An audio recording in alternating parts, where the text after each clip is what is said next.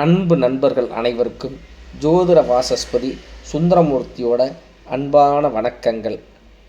இந்த 2025வது ஆண்டாவது எங்களுக்கு நல்லா இருக்குமா சார் அப்படின்னு கடகராசிக்காரவங்க கேட்குறது என் காதில் நல்லாவே கேட்குது. கிட்டத்தட்ட 7ஆம் இடத்துல மகரத்தில் சனி இருந்த காலத்திலிருந்து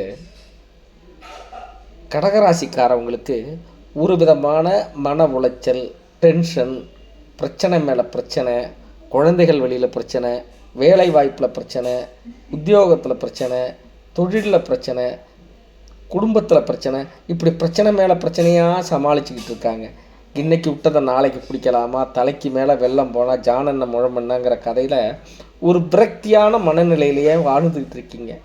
சனி பாடாக படுத்திக்கிட்டு இருக்காருன்னு சொல்லலாம். உங்களுக்கு ஆறுதலான விஷயமே, உங்கள் ராசிக்கு 9ஆம் அதிபதி 11ல் போய் உட்கார்ந்துருக்கிறதுனால ஒரு மன தைரியத்தோட கடந்த காலத்தை சமாளிச்சுக்கிட்டு இருந்தீங்க. இப்போ உங்களுக்கு சனிப்பெயர்ச்சி ரொம்ப அற்புதமான பலன்களை வேலை செய்ய போகுது. அதே நேரத்தில் 2ஆம் இடத்துக்கு கேதுவும், 8ஆம் இடத்துக்கு ராகுவும் வராரு, 12ஆம் இடத்திற்கு குரு வராரு. கத்தி போய் வாள் வந்தது அப்படிங்கிற கதை மாதிரி ஒரு பிரச்சனை போய் இன்னொரு பிரச்சனை வருமானு நீங்கள் கேட்குறது எனக்கு நல்லாவே கேட்குது.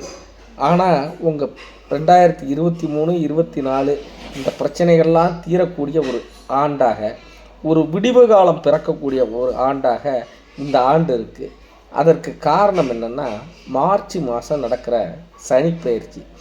திருக்கணிதப்படி மார்ச் 29 சனியானவர் கும்பராசியிலேருந்து மீனராசிக்கு போகிறாரு. அப்படி போகும்பொழுது இதுவரைக்கும் இருந்த கெடுபலன்கள்லாம் ரொம்ப மாறி உங்கள் மன நிம்மதி அடைய போகுது. ஒரு மேட்ரு நல்லா புரிஞ்சிங்க. ஒரு நல்லது நடக்கலைனாலும் பரவாயில்ல, ரொம்ப கெட்டது நடந்துக்கிட்டு இருந்தால் ரொம்ப மனசு உளைச்சல் ஆகிடும். அது பேர் சொலைஸ்ன்னு இங்கிலீஷில் சொல்லுவாங்க. முட்டுக்கட்டை போட்ட மாதிரி இருக்குன்னு சொல்லிட்டு. ஆனால் அந்த இடம்லாம் மாறப்போகுது. சனிப்பெயர்ச்சி 8ஆவதுலேருந்து 9ஆம் இடத்துக்கு போடுறதுனால உங்களுக்கு ஒரு திருப்திகரமான ஒரு மன நிம்மதி ஏற்படுதுங்கிறதே உங்களுக்கு ஒரு பெரிய ஆறுதலான வார்த்தையாக இருக்குது. 9க்கு போகிற சனியானவர் அங்கேருந்து 11ஆம் இடத்தை பார்ப்பார், 3ஆம் இடத்தை பார்ப்பார், 6ஆம் இடத்தை பார்ப்பார். அதனால் லாபங்கள் அதிக அளவுக்கு வரும், நெருக்கடியை கட்டுப்படுத்தும். 3ஆம் இடத்தை பார்க்குறதுனால தடைப்பட்ட முயற்சிகள்லாம் வெற்றி ஆகிறதுக்கும் புது புது முயற்சி மேற்கொள்கிறதுக்கும் ஒரு வாய்ப்பு வருது. உங்கள் வியூகத்தை இது நாள் வரைக்கும் நம்ம செஞ்சுக்கிட்டு இருந்த வேலையில், தொழிலில் உள்ள வியூகத்தை மாற்றி அமைச்சு புது யுக்தியை கையாள போகிறீங்க. 6ஆம் இடத்தை பார்வை இருக்கிறதுனால உங்களுக்கு போட்டி பந்தயங்களில் வெற்றி கிடைக்கிறதுக்கு வாய்ப்பு இருக்குது. அதே சமயத்தில் நோய் தீரும், கடன் தீரும், ரொம்ப நாளாக தீராத வம்பு வழக்கெல்லாம் தீரப்போகுது. ஒரு மனசோட பயம் நீங்க போகுது. அதே நேரம் உங்களுக்கு 9ஆம் அதிபதி 12க்கு வர்றதுனால குருவானவர் 12ஆம் இடம்ங்கிற விரயஸ்தானத்துக்கு வராரு. அதனால் சற்று விரயங்கள் இருக்கும். அந்த விரயத்தை எப்படி சுப விரயமாக மாற்றுறீங்களோ அது உங்கள் வாழ்க்கையில் ஒரு மறுமலர்ச்சியை ஏற்படுத்தும். குரு 4ஆம் இடத்தை 12ஆம் வீட்டிலேருந்து 4ஆம் இடத்தை பார்க்குறதுனால புது வீடு வாங்க வாய்ப்பு இருக்கிறது, வீட்டை புதுப்பிக்கலாம், நல்லா உணவு சாப்பிடுவீங்க, உறக்கம் வரும், படிப்பு தடைப்பட்ட படிப்புலாம் நீங்கும். 6ஆம் இடத்தை குரு பார்க்குறதுனால கடன் நீங்க போகுது, கடனை அடைக்க போகிறீங்க. குரு 8ஆம் இடத்தை பார்க்குறதுனால நாள்பட்ட தீராத நோய்கள்லாம் தீரப்போகுது, ஆயுள் கண்டம் நீங்க போகுது, திடீர் அதிர்ஷ்டம் வரப்போகுது, பண வரவு இருக்க போகுது, மெயினாக மன உளைச்சல் நீங்க போகுதுங்க. இப்போ 8ஆம் இடத்துல ராகு வராரு. அப்போ 8ஆம் இடத்துல ராகு வரும்பொழுது உங்கள் அடிவயிறு சம்மந்தப்பட்ட பிரச்சனைகள் ஏதாவது வரலாம்.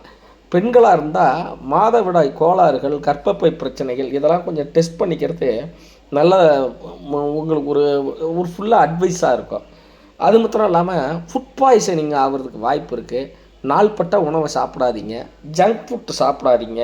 ஆனால் அந்த 8ஆம் இடத்திற்கு குரு பார்க்குறதுனால உங்களுக்கு இந்த பிரச்சனைகள்லாம் மறையிறதுக்கு தான் நிறைய வாய்ப்பு இருக்குங்க. 2ஆம் இடத்துல கேது வர்றதுனால குடும்பத்தில் விரக்தி வரும், வார்த்தைகளை பார்த்து ஜாக்கிரதையாக விடணும், பல் பிரச்சனை, கண் பிரச்சனைலாம் வர்றதுக்கு வாய்ப்பு இருக்குங்க. முடிஞ்சால் ஒரு தடவை நீங்கள் வைத்தீஸ்வரன் கோயில் பக்கத்தில் இருந்ததுன்னா போயிட்டு முருகப்பெருமானுக்கும் செவ்வாய்க்கும் வழிபாடு பண்ணிட்டு வாங்க. உங்கள் பிரச்சனையெல்லாம் தீரக்கூடிய நேரமாக இருக்குங்க. இந்த ஆண்டு உங்களுக்கு சிறந்த ஆண்டாக இருக்கிறதுக்கு ஆண்டவனை பிரார்த்திச்சுக்கிறேன். நம்ம சேனலை சப்ஸ்கிரைப் பண்ணாதவங்க சப்ஸ்கிரைப் பண்ணுங்கள், பெல் ஐக்கனை கிளிக் பண்ணிங்க. நன்றி, வணக்கம்.